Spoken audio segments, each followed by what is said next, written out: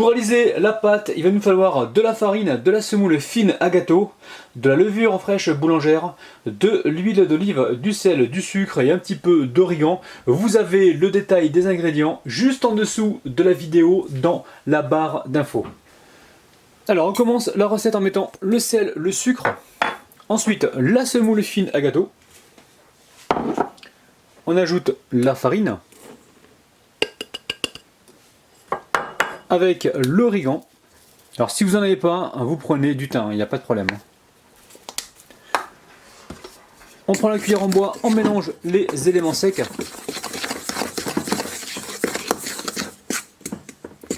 Quand c'est fait, on rajoute l'huile d'olive, la levure fraîche boulangère. Elle a du mal à tomber parce qu'elle était au congélateur, donc elle est légèrement collée, mais c'est absolument pas un souci. On ajoute l'eau, donc l'eau tiède. Une fois qu'on a tout rassemblé, on va pouvoir la pétrir. Allez, on est parti pour environ 6 minutes. Dès que la pâte est prête, on vient légèrement la saupoudrer de farine. Comme d'habitude, on va venir ici la décoller. On va la former en boule et la déposer directement dans sa cuve. On la recouvre d'une assiette et on laisse pousser tranquillement pendant environ 45 minutes. Pour cette recette, il va vous falloir une demi-cuillère à café de sel, une cuillère à café d'origan, de gingembre, de cumin, de paprika, une demi-cuillère à café de poivre. Le bouillon de volaille, on va récupérer juste un petit morceau comme ça. Donc attention au bouillon de volaille qui est salé, donc mettez pas trop de sel. Ensuite 250 g de blanc de poulet que j'ai coupé en petits morceaux et de l'huile d'olive. Allez, je verse dans le récipient plus grand donc les morceaux de poulet. Ici je viens y mettre juste une cuillère à café d'huile d'olive, je garde le reste pour la cuisson. Ensuite je viens émietter le bouillon de volaille. Donc ça apporte de la saveur. Alors soit vous mettez un bouillon de volaille, soit vous mettez le bouillon que vous avez dans vos placards. Vous embêtez pas pour ça. Là on va mélanger rapidement dans un premier temps. Et ensuite on va y déposer donc tous nos ingrédients secs. Donc à savoir le poivre avec l'origan, le gingembre, le cumin, le paprika et le sel. Donc je mélange tout ça rapidement. Les amis, on n'a rien fait, ça sent super bon, c'est incroyable. Et ensuite on va pouvoir déposer le tout directement avec le poulet. Allez, on met un petit conseil, faites-le la veille pour le lendemain pour avoir quelque chose de très très goûteux. Donc généralement, dans les kebabs, ils font ça, ils font mariner la viande largement en avance pour avoir énormément de saveur. Donc pour nous aujourd'hui, on va laisser ça 20 minutes à mariner. Alors très simple, dans la poêle qui chauffe, je mets de l'huile d'olive. On va venir la répartir partout dans la poêle.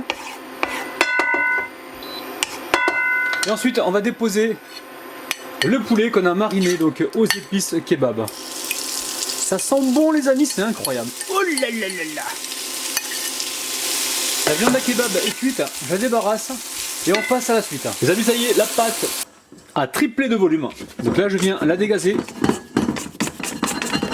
Je farine le plan de travail et je dépose ma pâte dessus. Alors on l'aplatit comme il faut, on rabat les deux côtés, je rabats ici, et là je forme un boudin. Allez, on va essayer de la découper en 6. Allez, on refarine un petit peu le plan de travail. Donc là, il faut environ 80 grammes. On va les étaler à l'aide du rouleau. Alors on va essayer de les étaler en longueur comme ça.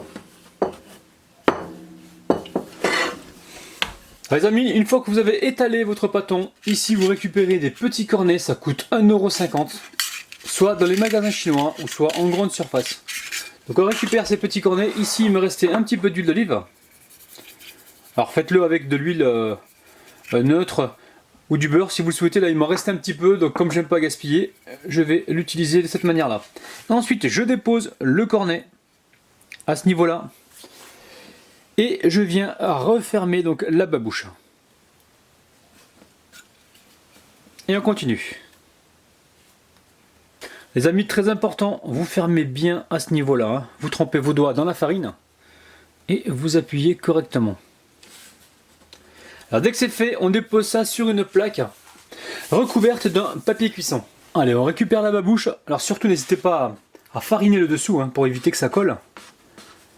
Hop, je récupère ma babouche, direction la plaque de cuisson. Allez, on en refait une rapidement. Donc on étale notre pâte. Alors sur la largeur également, il faudra l'étaler. Et là on essaye de créer une pointe. Normalement ça se fait tout seul avec le rouleau. Sinon vous le faites à la main. Alors quand c'est fait, on récupère ici un cornet. Pareil, on vient le huiler avec la matière grasse qui nous reste. Quand c'est fait, on dépose ça à ce niveau-là. On va le déposer comme ceci. Et on replie donc gentiment la babouche. Je vais me répéter encore une fois. Il faut vraiment appuyer ici, hein, parce que si la babouche elle s'ouvre, les amis, c'est plus une babouche après. Hein. Allez, je continue avec le reste de mes petites babouches. Les amis, ça y est, les 6 babouches sont prêtes.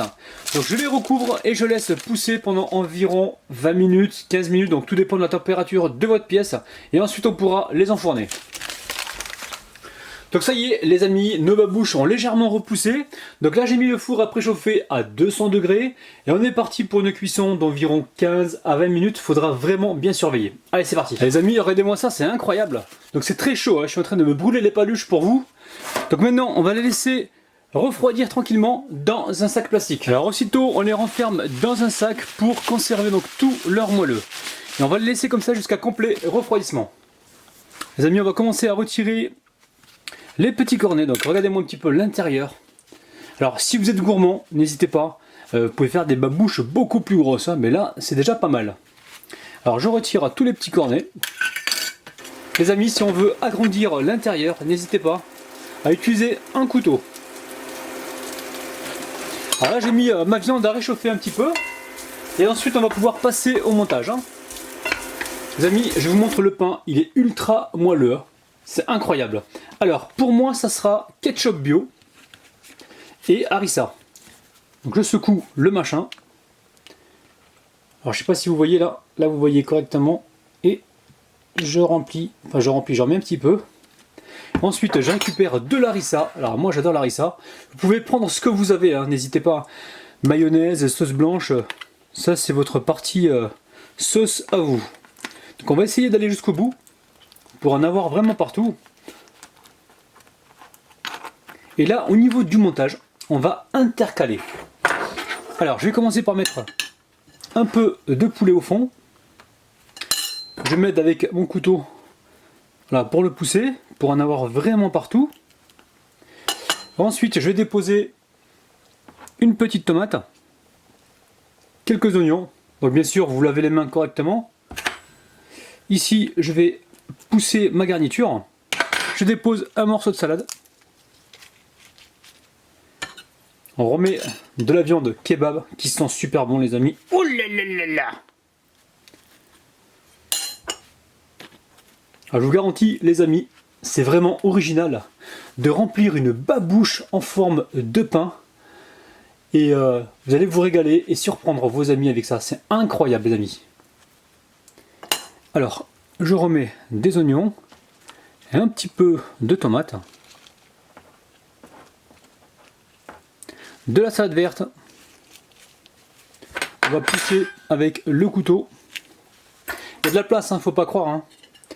Et on continue donc avec la viande à kebab. Oh là là les amis. Oh là là!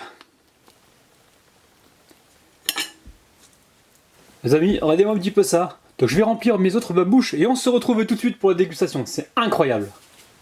Les amis, regardez-moi un petit peu cette nouveauté des babouches kebab. C'est vraiment un régal. Allez, on passe aux dédicaces.